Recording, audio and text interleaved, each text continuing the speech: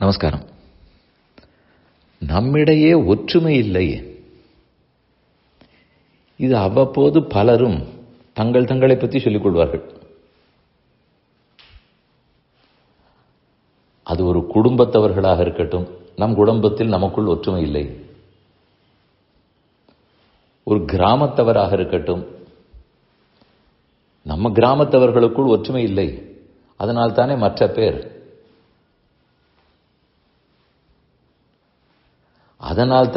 பேர் நமக்கு துன்பம் கொடுக்கிறார்கள் என்று பேசிக்கொள்வார்கள்.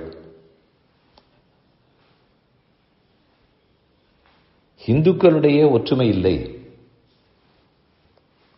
அதனால் தானே இத்தனை ஆபத்துகளை சந்திக்க வேண்டி உள்ளது.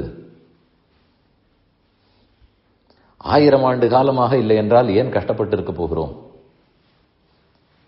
இப்படி ஒவ்வொரு இடத்தில் ஒற்றுமை இல்லை என்று பேச்சு வரும். அது ஒரு குடும்பத்தில், சமூகத்தில் எப்படியும் இருக்கலாம். அது என்ன ஒற்றுமையின்மை என்றால் என்ன? நமக்கு தெரிஞ்ச ஒற்றுமை, கூடி வாழ்ந்தால் கோடி நன்மை என்பது சுள்ளிக்கட்டாக இருக்கும். தனித்தனி கட்டையாக இருந்தால் எளிதில் உடைத்து விடுவார்கள். ஆனால் சுள்ளிகளை சேர்த்து ஒரு கட்டாக கட்டிவிட்டால் உடைக்க முடியாது. அதுதான் ஒற்றுமையில் பலம்னு படித்திருக்கிறோம். அப்படி பார்த்தால்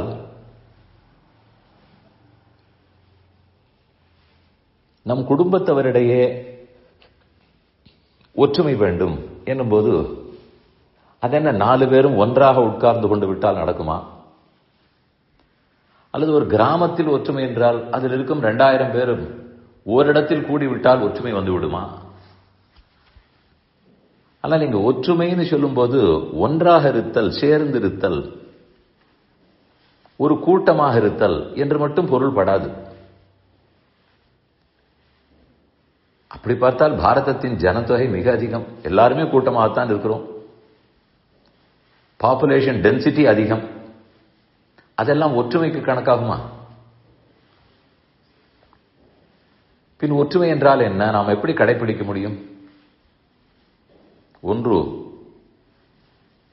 நான் முதலா நாடு முதலா? இப்படி வைத்துக் கொள்ளுங்களேன்.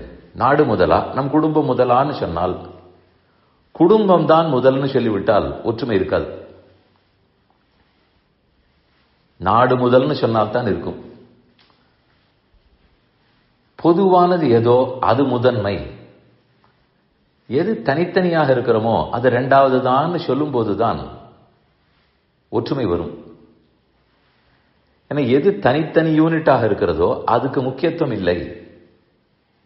எல்லா யூனிட்டுகளும் சேர்ந்து எங்க இருக்கிறதோ அதற்குத்தான் முக்கியத்துவம்னு சொன்னால் அது ஒற்றுமையின் இலக்கணம். ஆகவே இது தனி மனிதனிடத்தில் வர வேண்டும். ஒன்று கூடி போய் நிற்பது மட்டுமல்ல, உள்ளத்தில் எல்லாரும் எல்லா யூனிட்டுகளும் சேர்ந்து இருக்கிற அதுதான் முக்கியம் என்று வர வேண்டும். வந்தால் ஒற்றுமை மலரும். அடுத்தது, விசாரம் பண்ணுகிறேன், ஆராய்கிறேன் என்று பெயர் வைத்துக் கொண்டு அவரவர் தனித்தனியாக செயல்பட வேண்டும் என்றும் பார்ப்பது கூடாது. செயல்பாட்டில் யாரிடத்தில் என்னென்ன வலிமை இருக்குமோ அதனை சேர்த்து பிடித்து ஒரு நல்ல பாதையில் செல்ல வேண்டும். அவர் அதை செய்கிறார், அவர் செய்யட்டும், நான் என்பாட்டுக்கு செய்கிறேன் என்று அவரவர் தனித்தனியே தான் நல்லதுகளை செய்ய வேண்டும் நினைத்தால் எல்லாரிடத்திலும் எல்லா ஆற்றலும் இருக்காது. ஸ்கில் செட்டு எல்லாரிடத்திலையும் கிடைக்காது. ஒவ்வொருத்தர் இடத்துல ஒவ்வொரு ஸ்கில் இருக்கும். அது சேர வேண்டுமே. தனி மனிதன் ஒவ்வொருத்தருக்கு என்னென்ன ஸ்கில் இருக்கிறதோ அது ஒன்று சேர்ந்து அதற்காக சமுதாயத்துக்கு நன்மை ஏற்படுமானால் அதுதான் ஒற்றுமை. அவரோடு நான் சேர மாட்டேன், என்னோடு இவர் சேர மாட்டார் என்று இருந்து விட்டால் அந்த ஆற்றல் ஒன்றுபடாது. இது ஒரு 2வது கருத்து.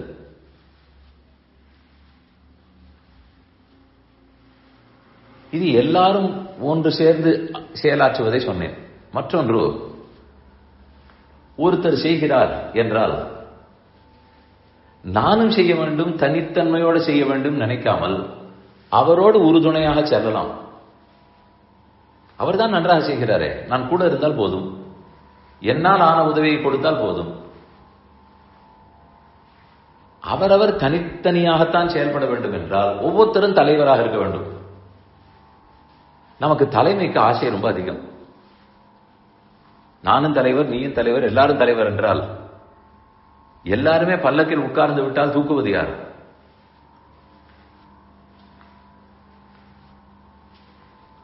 அவரவர் பங்கை ஆற்றுகிறோம், சேர்ந்து செயல்படுகிறோம் என்று வந்தாலே ஒற்றுமை ஓங்கும். அடுத்தது, நம்முடைய முன்னோர்கள் அவர்கள் பலரும் கூடி ஆராய்ந்து சிலதை எழுதி வைத்திருக்கிறார்கள். இப்படித்தான் நாம் வாழ வேண்டும் சொல்லியிருக்கிறார்கள் என்றால் அதை கேட்டு நடக்க வேண்டும். ஒரு குடும்பம் ஒற்றுமையாக இருக்கிறது என்றால் ஒருத்தர் சொன்னதை கேட்க வேண்டும். இல்லை என்றால் ஒற்றுமை இருக்காது.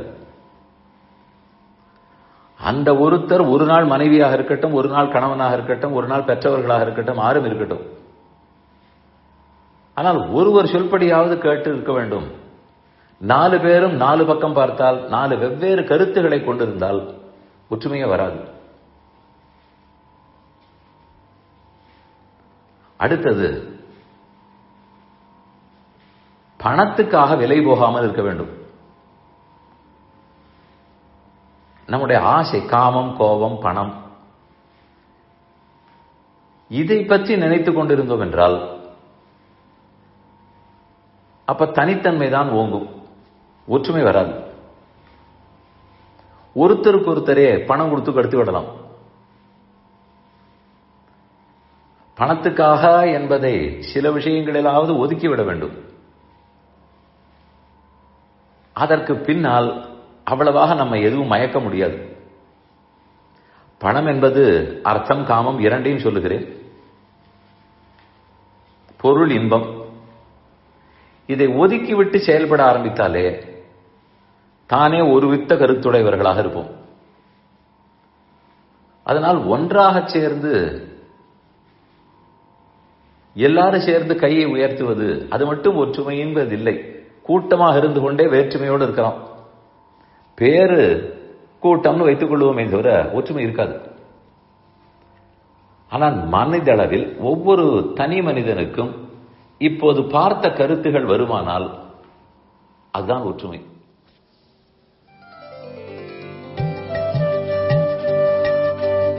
இந்த என் பணி ஆடியோவை உங்களுக்காக வழங்கியவர் வேலுக்குடி ஸ்ரீ கிருஷ்ணன் சுவாமி. இந்த ஆடியோவை தினமும் உங்கள் மொபைலில் பெற கிஞ்சித் என் பணி KINCHITENPANI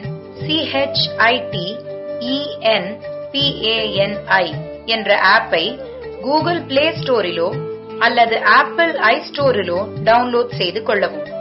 தினம்தோறும் இது போன்ற உபன்யாசங்களை கேட்டு மகிழவும்.